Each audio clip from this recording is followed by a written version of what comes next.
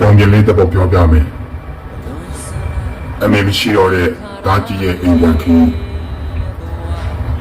ဟိုးရှိတော့မှ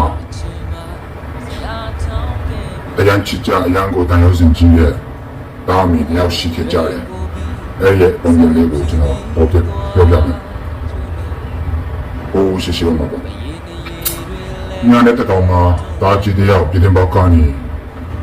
အဝေးကကောင်းကင်ကိုမြင်ချင်နေမိတယ်ညောင်ကြရဲ့မီးအောင်တွေက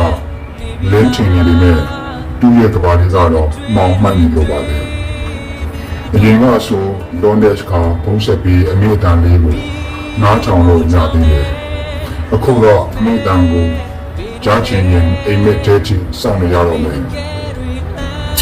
ဒါကြီးရဲ့လက်ထဲမှာအမေနောက်ဆုံး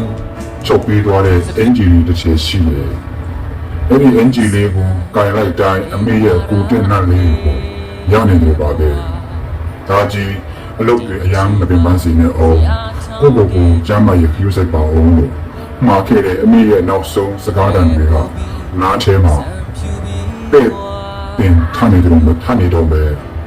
ဟိုရင်ကအိမ်ပြန်ရမှာကိုပြောခဲ့တဲ့ဒါကြီးဟာအခုတော့အိမ်ပြန်ရမှာကိုကြောက်နေမိတယ်အင်းတကားကို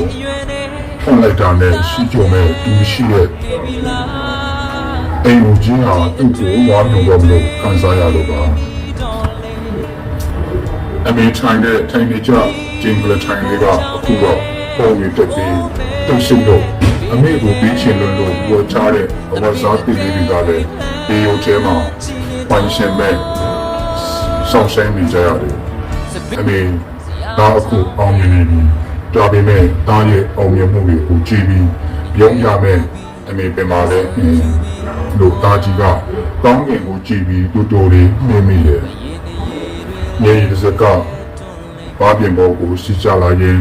အမေကိုလုံးတဲ့စကရင်ဘတ်ခုလုံးကိုအနေထုံးလို့နာကျင်စီပါတယ်။ရင်တွေကခံစားချက်နောက်တော့ရှိနေစမှာကိုပြီးခရုမဆိုင်နေခဲ့တဲ့အတိတ်ကနောက်တော့လွန်ဆုံးမှုဘယ်တော့မှပြန်မလာတော့မယ့်သူကိုစောင့်နေရတဲ့အချီးကျမှုအမှတ်တရအမေ